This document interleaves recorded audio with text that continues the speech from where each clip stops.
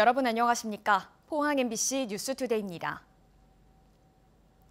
경북 동해안은 오늘 맑고 쾌청하겠습니다. 한낮에는 다소 덥겠는데요. 경주는 기온이 30도까지 오르겠습니다. 조주경 기상캐스터입니다.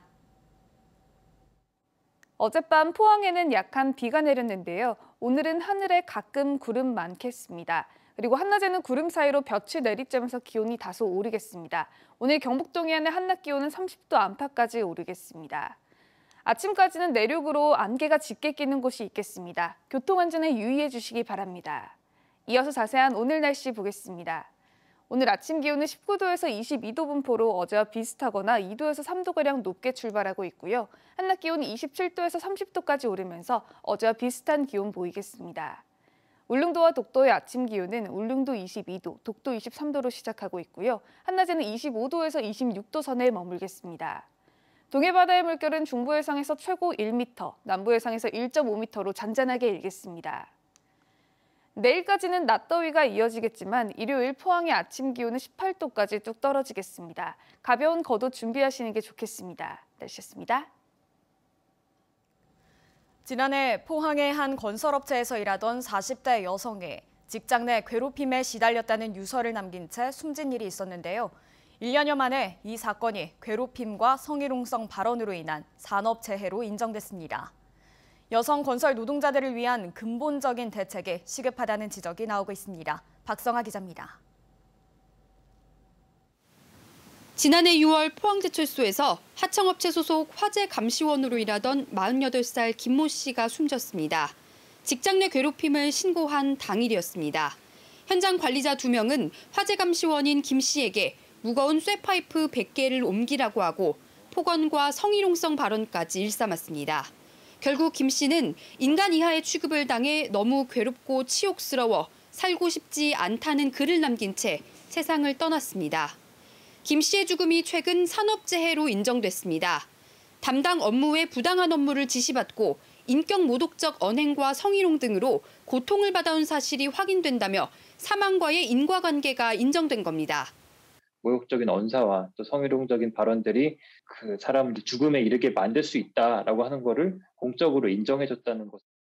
남성이 많은 건설 현장에서 여성 노동자들은 괴롭힘과 성희롱에 쉽게 노출되고 있습니다.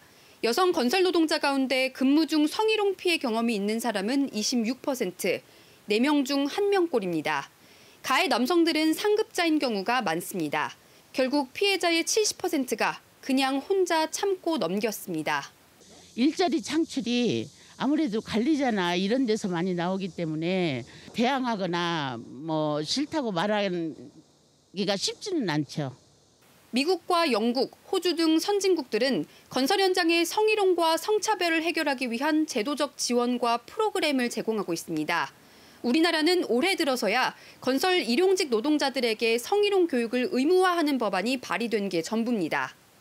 건설업은 대표적으로 남성들이 집중된 그런 직종으로 남성 문화가 강한 편입니다. 성차별을 겪지 않도록 정부 정책이 필요합니다.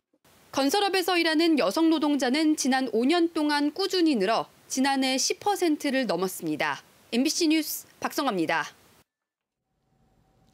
한농연과 농협, 벼협의회 등 11개 농민단체들이 다음 주 서울에서 농업 생산비 보장과 쌀 추가 시장 격리를 촉구하는 집회를 개최합니다.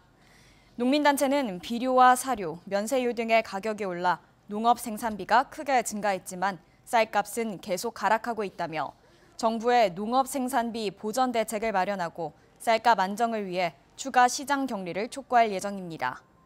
농식품부는 쌀 공급 과잉에 따른 가격 하락이 이어지자 올해 초부터 3차례에 걸쳐 37만 톤을 매입해 시장에서 격리했지만 쌀값 하락세는 계속되고 있습니다. 월상 원전에서 가깝게는 수백 미터를 사이에 두고 살아가고 있는 경주시 양남면 주민들은 8년째 집회를 벌이고 있습니다. 안전한 삶의 터전으로 이주시켜달라는 것이 이들의 요구인데요. UN 인권이사회에도 주민 거주권이 보호받지 못하고 있다는 우려의 보고가 들어갔지만 이주지원법은 여태 국회에 계류 중이고 지자체는 물론 정부와 한수원조차 침묵하고 있습니다. 장미쁨 기자가 보도합니다. 자신의 이름이 새겨진 상여를 끌면서 발전소 쪽으로 걸음을 옮깁니다. 월성 원자력발전소에 출근하는 차량 옆으로 걸어가는 시위대의 행렬. 70살이 넘은 할머니, 할아버지들이 자신의 이름이 새겨진 상여를 끌기 시작한 지 벌써 8년이 됐습니다. 나이가 얼레가 돌아가신 분도 많고 지치다 보니까 지쳐서 쓰러진 사람도 많고 그나마 이제 소수 몇 명이 이렇게 버티고 나가고 있는 실정입니다. 원전을 둘러싼 논란은 끊이지 않지만 정작 주민들의 삶은 8년째 그대로입니다. 공기 중으로 바다로 지하수로. 원자력 발전소에서 나오는 방사성 물질을 지고 살지만 모든 것이 기준치 이하라는 정부와 한수원의 입장은 하나도 바뀌지 않았습니다. 그 늘어나는 방사능이 주민들의 몸속에 피폭이 되는 거지. 피폭이 되니까 이게 뭐 방사능이 한수원이나 정부는 뭐 기준치 미달을 하는데 어떻게 방사능이 기준치를 따질 수가 있나 그지. 나 그게 너무 답답하고. 원전 마을이라는 이유로 부동산 거래 자체가 이루어지지 않다 보니 이사는 엄두도 내지 못합니다. 실제 2016년 정부 보고서에도 월성원전 인근 주민의 71%가 이주를 원하는 것으로 나왔습니다. 지난해 이들의 이주를 가능하게 하는 발전소 주변 지역 지원에 관한 법률 개정안이 국회에 발의됐지만 실제 입법으로 이어지지 못하고 있습니다. 8년 전 함께 뜻을 모았던 고령의 주민들이 하나둘씩 세상을 떠나는 가운데 남은 주민들은 죽기까지 이 시위를 계속해 나가겠다고 말합니다. 높은 양반들이 전부 어떤 그 관심을 안 가지고 치우쳐 놓은 그 어린애 일에 밀어놓듯이 알면서도 모른 척하고 밀어놓은 것이 아니냐. 우리는 그래서 항상 외치고 하는 거죠. MBC 뉴스 장미쁨입니다. 경상북도는 폭우와 태풍으로 생긴 하천 쓰레기 수거를 위해 포항시와 영덕군 등 도내 12개 시군에 15억 원을 지원해 4,800여 톤의 쓰레기를 처리할 방침입니다. 수거된 쓰레기는 장기간 방치되지 않도록 재활용 쓰레기와 분리해 각 시군의 매립장과 소각장으로 반입해 처리하고 처리 불가능한 쓰레기는 위탁 처리하기로 했습니다. 또 이 사업에 취업 취약계층을 선발해 공공 일자리도 창출할 계획입니다. 코로나19 유행 때마다 요양시설에서 중증과 사망 환자가 쏟아졌습니다. 침대에 누워있는 나이 든 환자가 밀집해 있지만 상주하는 의사는 없어서 진료 공백이 컸기 때문인데요. 정부가 여러 대책을 내놨지만 현장에선 제대로 작동하는 게 없다는 목소리가 큽니다. 환자를 이송할 구급차도 구하기가 힘들고 의료진이 직접 방문해 치료하는 기동 전담반도 사실상 유명무실한 실정입니다. 손은민 기자입니다. 경북 구미의 한 요양원 직원이 전화기를 붙들고 동분서주합니다. 코로나19에 확진된 80대 입소자를 보낼 응급실과 구급차를 구하고 있는 겁니다. 결국 방호복을 입은 직원이 휠체어 탄 노인을 안아 급히 승용차에 태웁니다. 확진된 입소자가 열이 나고 호흡이 가빠오는 등 상태가 나빠지자 자기 승용차로 직접 이송할 수밖에 없었습니다. 응급 상황이 아닐 경우 본인들의 업무가 아니라고 합니다. 또 보건소에서도 그렇게 이야기를 합니다. 119 전화하면 119도 보건소에 전화해야 되고 보건소는 119에 전화하고 부르는 게 값이에요. 확진자는. 이송을 안 해주려고 해요. 이젠 고위험군의 증상이 있더라도 위급한 상황이 아니면 일반 의료 체계 안에서 알아서 진료를 받아야 합니다.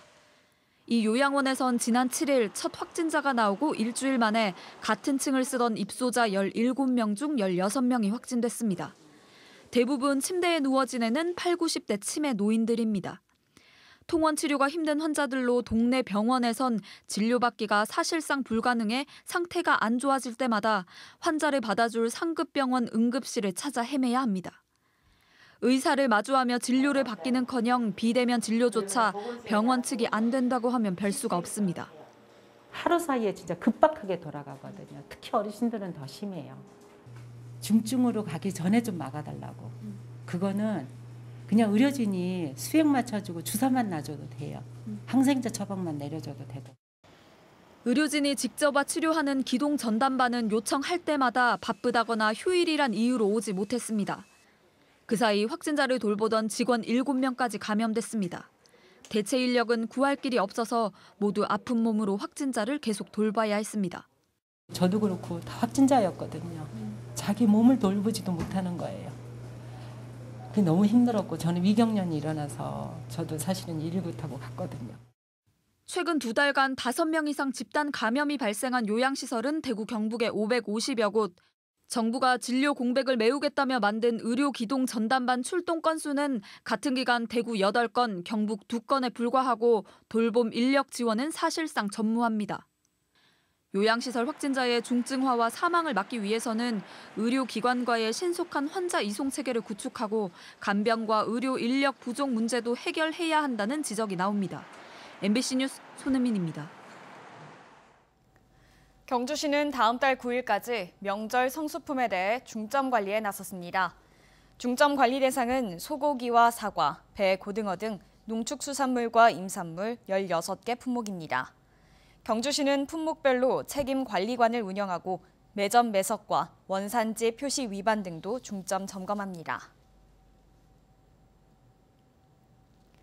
안동시장이 최근 안동댐과 이맛댐 물을 대구에 공급하는 것에 대해 긍정적으로 검토하겠다는 입장을 밝혔었는데요.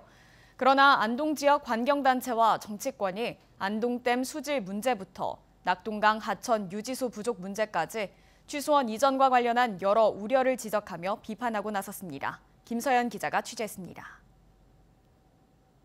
기존의 구미 해평 취수장 대신 안동댐과 이맛댐 물을 식수로 받겠다는 대구시의 제안에 권기창 안동시장은 긍정적으로 검토하겠다는 입장입니다.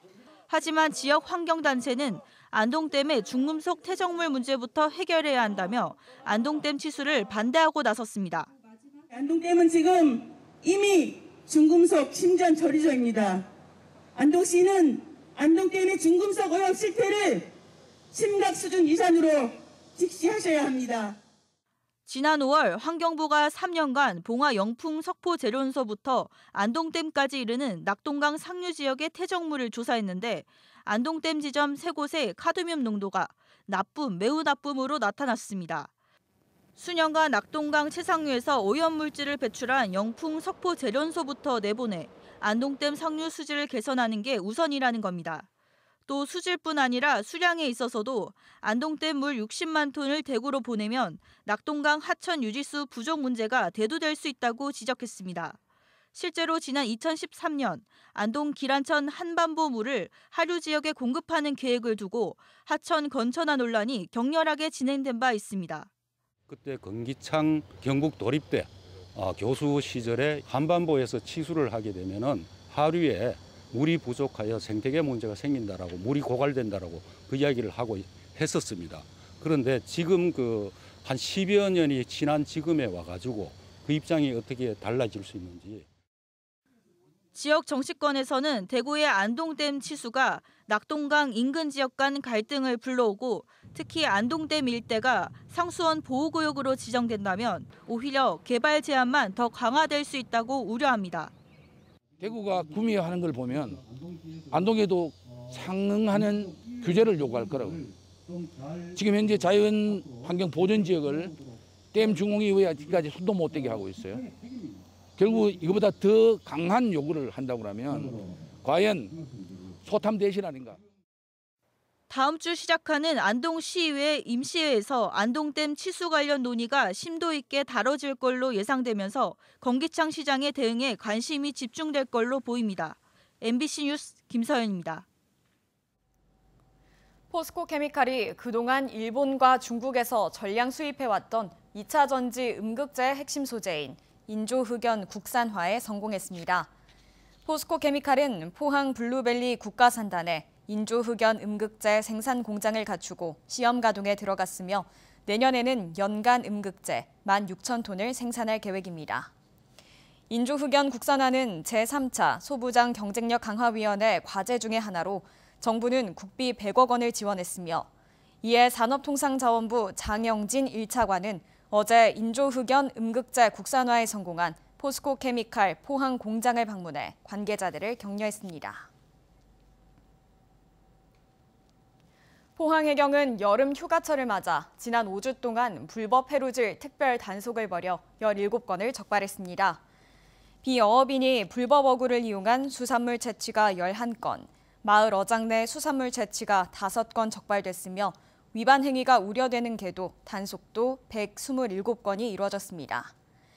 포항해경은 얕은 바다에서 어패류를 잡는 해루질은 맨손이나 호미, 집게를 이용하는 것은 무방하지만 불법 어구와 스쿠버 장비를 이용하거나 양식 수산물을 포획하는 행위는 모두 불법이라고 밝혔습니다. 포항의 대표 행사로 육성하고 있는 해병대 문화축제가 올해도 취소됐습니다. 포항시는 당초 10월에 해병대 문화축제를 열기로 했지만 해병대 훈련 일정 등을 고려해 취소하기로 결정했습니다. 해병대 문화축제는 국민과 함께하는 해병대의 면모와 해병대 역사를 대내외에 알리고 전국 해병 가족의 화합의 장으로 출발했으나 코로나19 여파 등으로 3년 연속 열리지 못하게 됐습니다. 경주시는 오는 12월 용강동에 여성행복드림센터를 완공한다고 밝혔습니다. 여성행복드림센터는 4층의 규모로 조성되며 공동육아 나눔터와 생활문화센터, 장난감 도서관, 여성 새로 일하기 센터 등이 들어설 예정입니다.